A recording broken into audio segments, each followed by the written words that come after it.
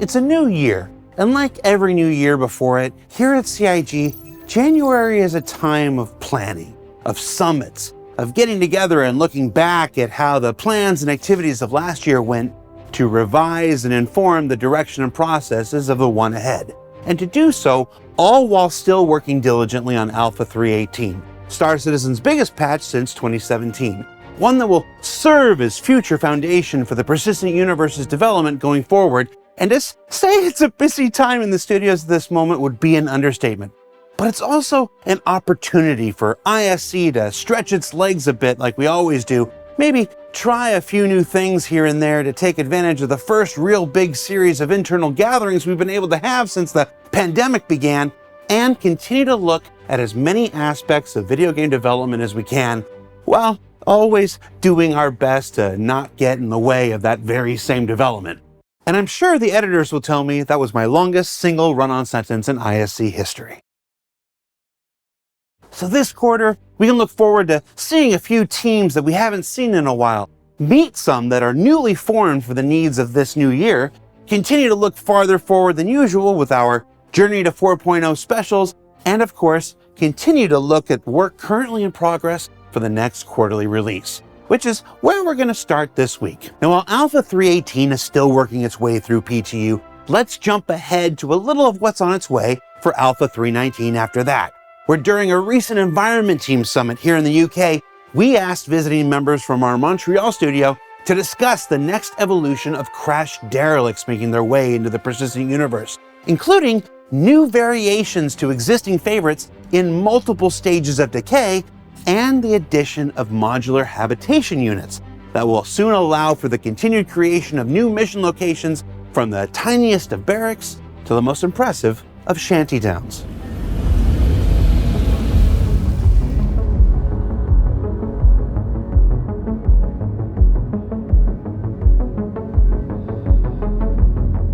Derelicts are important because it's adding content, enriching the experience for the player. It's like telling a story as well as the actual piece of a derelict that's there. The derelicts who are in the game right now are super nice. I'm super happy about them. We have really nice shapes. We can really feel the scale. When we walk, we can see how big they are. They're impressive from a distance. The rustic feel, the abandonedness, these big, enormous, impressive shapes and silhouettes that you get to explore. Having all the vegetation growing up on them bring really a second life, and it's super interesting to see that bring kind of adventure side of all those things, a mysterious side. Indiana Jones kind of style, this exploring, discovering. There's a variety for players to experience, to go back, revisit, and enjoy the derelict.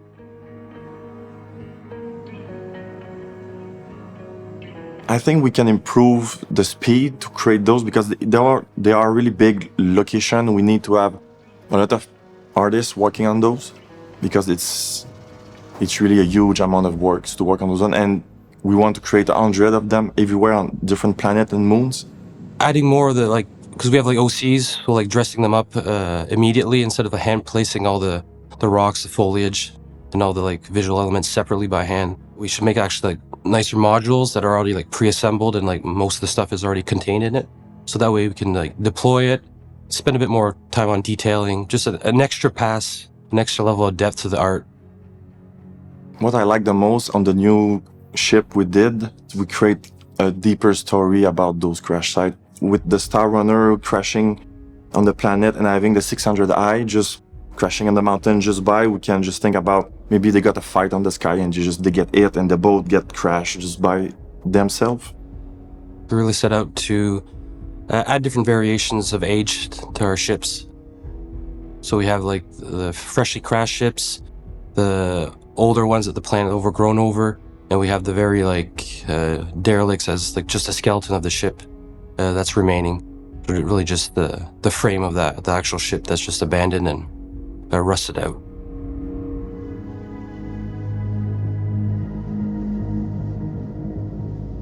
The first ages of the derelict crash site is the fire one. That's mean it's when the ship just crashed, it's still on fire, we still have power in it, we still have sparks. The second age is crash. So that's mean the ship is crashed there, but maybe just a week after that. So no fire, no smoke anymore, no power inside the ship, no sparks. The third age is the biome, it's overgrown. It's when the biome just take its place back. We're going to have more sand on it, we have more dirt, we have grass, going to have leaves and vine growing up on it. The fourth version is the paint's been worn off. It's been in the sun for an extended period of time. It's scratched up. It's a lot of rust. It's been overgrown. It's been scavenged. People have visited the ship, and it's missing pieces, panels. So a lot of wires are hanging. It's been used. It's been harvested, basically.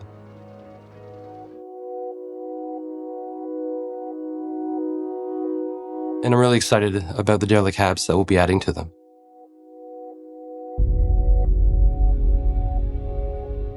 We're looking at a library of habs to create these little settlements. We create those library because we want to reuse all those habs on different ship and create different stories and depth about why that ship is there and who is going to live around. We have like interiors. We have some that is just for like sheltering from the sun and the harsh conditions of the planet. We have some that's just for like for sleeping. Oh, there's some that have like little bars, little setups inside. People can eat, can meet up. Some other ones are just for like electricity generation. We have solar panels on some of them. When people find those ships, they kind of salvage them, so they took part and kind of create some kind of habitation because they want to live around those crash sites to be able to protect themselves for the weather. These little mini camps, basically, that people can go and explore. These can be added to the new derelicts, but also to the old ones as well. We made them pretty flexible in terms of look, because we can change up the wear and tear on these things, so we can add different ages to them. We can make them look extra rusty, or we can look like pretty much brand new, like they just scavenged the ship and made these little huts out of the panels and stuff. The purpose is to have a multi-use, multi-ages, different environments that they can suit into either snow, sand environments, different weather into the jungle. Like it's a multi-purpose habs library that, yeah, it's just increase our speed and everything. So the idea was to finish our library in the last years. So now with the next mandate, with the next derelict crash, we'll be able to create all those shantytowns everywhere on different planets. So that will bring more gameplay and more opportunity to the player to just go around and visit them.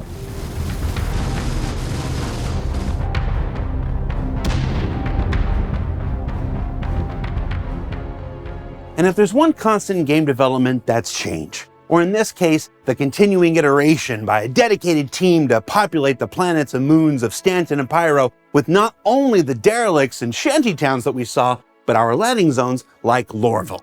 Now, we first spoke of the upcoming changes to Lorville in a Journey to 4.0 segment at CitizenCon 2952. But while we had the folks in town, we thought it'd be worth checking in on the team's progress while they were here. Progress that's, quite frankly, going so well, we're starting to think this new version of our oldest landing zone might just arrive a little sooner than expected. Since the last time we talked about Lorville 2.0, a lot of things have changed. It has evolved. The key element that changed is the detail level of all the elements, and I specifically like to mention the buildings. So there's details that really enhances the building believability. All the industrial outskirts really give the impression of a scale of the city. It will be iconic. Our materials are much more closer to a final look. We were going to a path of adding more tints and variety in color to the buildings and the surrounding structures, as well as adding a lot of emissives throughout the city. And that gives like a good impression of the day and the night cycle. The branding is very Hurston family centric, like they're very brutalist in a way. And yeah, it will be iconic. The process of going from first pass into final, sometimes we have to break a bit of stuff because as we're finding out the correct scale of the buildings, validate how it looks and how it works together, and we realize certain things need to be aligned differently. You have to go into and remove some buildings or rearrange some neighborhoods to make them fit together in a more cohesive way. There's things beyond like the new buildings. There's new pathways, there's the trenches, there's some tunnels as well, going into like those pyramid shapes that comes from Eric's concept, and we've added tunnels to those. There's cranes, and they create an opportunity to fly under them, flowing from the outside of the city to the inside, and pipelines. And there's a way of finding your way into Lorville with all these things that we've added, and it has like a really fun structure, easy ways to find where you're at. We're adding more landing pads, especially on the building rooftops. They create opportunities for gameplay, for pickup missions, and for the future of building interiors as well, or just simple mission types of stuff to do on the rooftops. The city is quite expanded, so it's extending much further in terms of like the industrial areas that we're adding to the outreach of the city, the outskirts. They feel like they have a purpose. They have like quarries, they have like the pipelines, they have like industry or manufacturing. They lead up to the city. It feels functional. There's like smokestacks, activity going on with cranes, and it makes like a fun layout. We've experimented with moving L19 or the CBD or the spaceport in relationship to each other. In the end, we barely moved them. We only moved like the spaceport slightly, like a few hundred meters. That's not a lot in the whole scale of the city. What you'll see from the vistas from those places is going to be really a big positive change, I think. And it's still something we're tweaking and working on because we really want to make those work like key shots, basically, for those vistas. Travel through the city is not changing other than the fact that the transit to the gates will be a bit extended, but the view from the transit will be a lot different in a good way, less repeated. You feel more like you're in a real city, and we'll take like a special care along like the path of the train.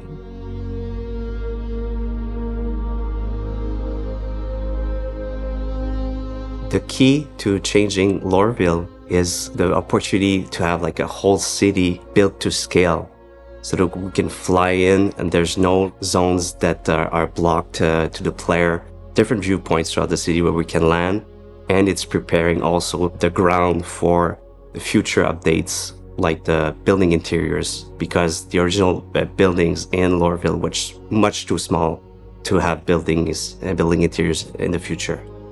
And you're going to hear more about the building interiors in a few weeks.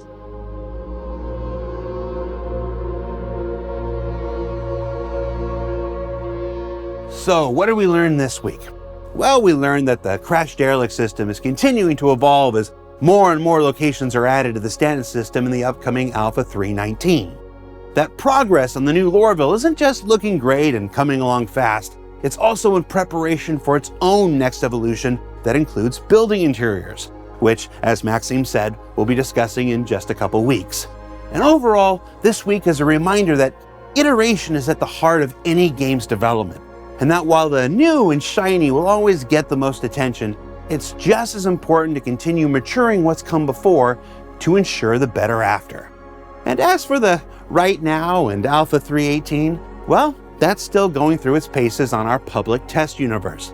But you should keep an eye on the robertSpaceIndustries.com website and socials for when this huge mammer jammer of a patch takes its next big step.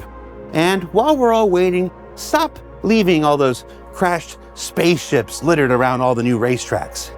We didn't add persistence just to let you all make messes. Well, some of us might have. Benoit definitely did. Now, don't forget that Lunar New Year is also going on right now on the live servers with contests, paints, envelopes, and roosters galore. So be sure you check that out. For Inside Star Citizen, I'm Jared Huckabee. We'll see you all here next week.